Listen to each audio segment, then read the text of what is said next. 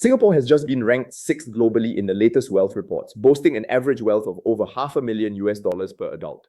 But if you look at the middle of our society instead of the top, that number shrinks by more than 80% to a vastly different reality.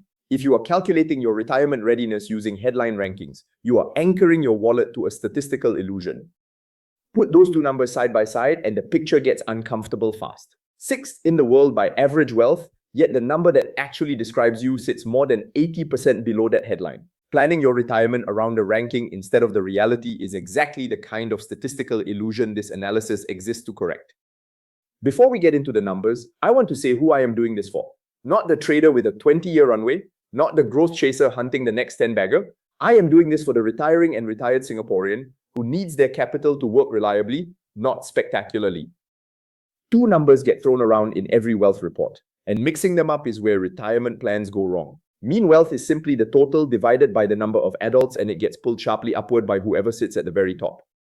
Median wealth is the exact midpoint, the person standing right in the middle of society, with half above and half below, and that is what actually describes a typical household. Here is why the gap gets so wide. Put 99 citizens with $10,000 each in a room with one billionaire, and the mean wealth of that room becomes $10 million, even though the 99 are completely unchanged. That is exactly what ultra-high net worth capital does to a national headline. It creates an illusion of abundance that the median exposes the moment you look past the average. According to the UBS Global Wealth Report 2026, Singapore's mean wealth per adult stands at $527,217 yet our median wealth is just $96,434 That is a massive 5.5 times gap between the average and the midpoint. To see why this matters, we have to look at how other major financial hubs compare. The United States shows a 6.5 times gap, and Switzerland sits at 5.4 times, both driven by extreme concentration at the top end of their wealth distributions. But look closely at Hong Kong. While their mean wealth is higher than ours, their median wealth is nearly double Singapore's at $187,968, resulting in a much tighter 3.4 times gap. A tighter ratio means the headline wealth is more evenly distributed across the population. Singapore's 5.5 times gap is the second widest of the four markets, wider even than Switzerland's, and signals that top-tier wealth significantly distances itself from what a typical heartland resident actually accumulates. It means when international indices rank Singapore as one of the prime wealth capitals of the modern world, they are measuring the depth of our institutional reservoirs and the density of our private banking enclaves. They are not measuring the liquid asset runway of a professional trying to transition out of the workforce. When you look at Hong Kong's tighter 3.4 times gap, you see a financial structure where the absolute midpoint citizen holds a significantly larger liquid buffer. For a local investor, this is an explicit warning. Relying on general economic buoyancy to secure your personal retirement is a structural error. Global wealth tables are useful for economic agencies, but I have found they are practically useless for personal retirement planning. When the average wealth is 5.5 times higher than the median, the average ceases to be a reliable guide for the everyday citizen. Your retirement strategy cannot be based on the financial gravity of the top 1%. True financial security is an individual ledger, not a shared national statistic. We must benchmark our progress against structural realities, not international press releases. If the global averages do not reflect your reality, what does? The answer lies in how typical local wealth is actually built. Singstat's Q4 2025 household sector balance sheet data provides a very clear picture of how Singaporean households hold their assets. Local household assets are split into two main buckets: 57.2% financial assets and 42.8% residential property. This structure is completely different from a wealthy tycoon whose portfolio consists of liquid equity, foreign currency, and corporate bonds. Those native yardsticks are managed by the CPF board. For the 2026 cohort, the full retirement sum, which is the benchmark amount used to calculate baseline retirement payouts, is set at 220,400 Singapore dollars. The enhanced retirement sum, the maximum permitted top-up level for higher monthly payouts, is set at 440,800 Singapore dollars. These are the real operational anchors for heartland wealth preservation, transforming paper wealth into tangible cash flow. Let us unpack what these benchmarks deliver in practical terms. If a member hits the full retirement sum of 220,400 Singapore dollars at age 55, this capital translates to a guaranteed lifelong monthly payout of roughly 1,640 to 1,750 Singapore dollars starting from age 65. If they max out their account to the enhanced retirement sum level, that monthly lifelong payout steps up proportionally to an estimated 3,100 to 3,440 Singapore dollars. This is the real foundation of Singaporean wealth. It is not an abstract portfolio floating in a private bank. It is a highly structured, policy-protected income stream. When you compare a guaranteed monthly payout backed by the sovereign balance sheet against a volatile global ranking average, the practical utility becomes clear. A headline mean wealth of $500,000 cannot promise you a single dollar of recurring monthly sustenance. A fully funded enhanced retirement sum account can. This asset allocation reality means you must separate your assets by their functional utility. Your residential property, representing more than 40% of the typical household balance sheet, provides high utility as a shelter, but zero utility as a daily transactional currency. You cannot buy your groceries with brick and mortar. Your financial assets must therefore work twice as hard to clear the income gap. Understanding that your liquid financial assets represent only a fraction of your reported wealth is the first step toward true data literacy. 42.8% locked-in property is a double-edged sword. It is a stable asset, yes, but you cannot buy groceries with brick and mortar. Real retirement wealth is the monthly yield your liquid assets generate, not what your property happens to be worth on paper. Let us look at the real-world impact through the lens of a 58-year-old retail investor living in Bedok. He reads the financial news and looks at his own account. He has fully paid off his 4-room HDB flat, has 220,400 Singapore dollars inside his CPF accounts to hit the full retirement sum, and holds roughly 80,000 Singapore dollars in cash and local shares. On paper, his total net worth matches or slightly exceeds the global median when property equity is factored in.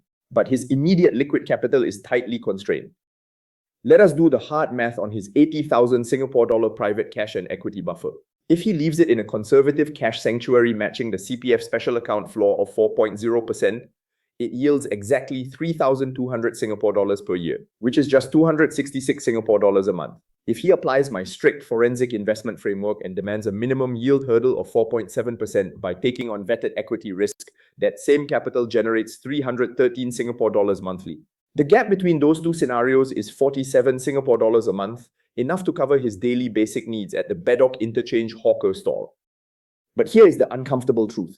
Even at the higher 4.7% forensic hurdle, his combined monthly income from private capital plus his estimated future full retirement sum payout totals just over 2,000 Singapore dollars a month.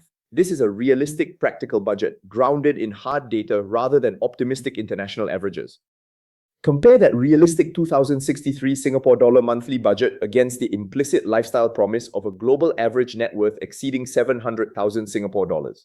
That international average implies a lifestyle funded by tens of thousands of dollars in annual dividend distributions. If our Bedok investor models his current consumption patterns on that headline narrative, assuming he is part of a uniformly wealthy elite, he will overspend on discretionary upgrades today and permanently impair his liquid longevity before he even reaches his payout eligibility age.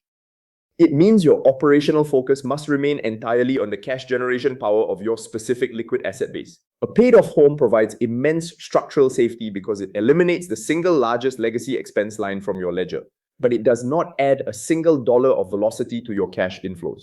Your private savings split must be managed with cold arithmetic. Ignore the macro statistics and focus relentlessly on what your accessible capital can yield today. You are not here for the copy tips or the hype. You are here because you want the forensic truth before you commit a single dollar of your capital. The algorithm only sees one signal, whether you have subscribed. Every forensic reader without a subscription stays invisible to the machine. Subscribe for free and share this with one person who needs to hear it. Tell the algorithm that data-driven SGX analysis deserves a seat at the table. To build this safely, you must establish an individual balance sheet framework that completely strips away national averages. Your personal retirement target should be built on 3 independent pillars, each assessed by its immediate cash flow utility. First, your baseline sanctuary pillar. This is your CPF life coverage, ensuring core living expenses are covered by a non-volatile government-backed monthly annuity that is completely immune to market corrections. Second, your liquid investment pillar. This is the private capital you deploy into the market. Because your property is illiquid and your CPF is locked, this private bucket is your only source of flexible inflation protection. This capital must be held to an exceptionally high standard. Accepting low-yielding blue chips that fail to clear the 4.7% hurdle means you are misallocating the scarcest resource on your balance sheet, your liquid cash. Third, your cost of living defense buffer. Our current macro dashboard shows a significant structural shift. The latest Q3 2026 utilities reset has pushed electricity tariffs to 34.78 cents per kilowatt hour with GST, a 17% headline jump that directly bites into household cash flows. When daily living costs rise, a high paper net worth will not pay the utilities bill. Only cash yield can bridge that gap. For a mature retail investor, true data literacy is the ultimate defensive tool. The next time a global wealth report broadcasts across the media, look for the median line to find the center of gravity, then manage your portfolio for the reality of the heartland rather than the fiction of the headline. I am Iggy, forensic investor, ranked 8th on Tiger Brokers among Singapore retail investors, and your guide through the SGX market jungle. If you want the full breakdown before the free version drops, Iggy's elite investors get 0-day access, link in the description. The window is already open, so do not let the 7-day embargo leave your capital exposed to old data. Join Iggy's elite investors through the link in the description to secure your yields today. This content is produced for educational and informational purposes only. I am not a financial advisor. I am a retail investor who applies forensic analysis to my own portfolio and shares that process publicly. Nothing here constitutes a recommendation to buy, sell, or hold any security, and no specific target prices or personalized financial advice are offered. All data is sourced from public filings and verified sources. Where data is unverified, it is explicitly flagged. All investments carry risk, including the potential loss of principal, and past performance is not indicative of future results. If you are making investment decisions involving CPF, SRS, or personal capital, please conduct your own due diligence or consult a mass licensed financial advisor before committing funds.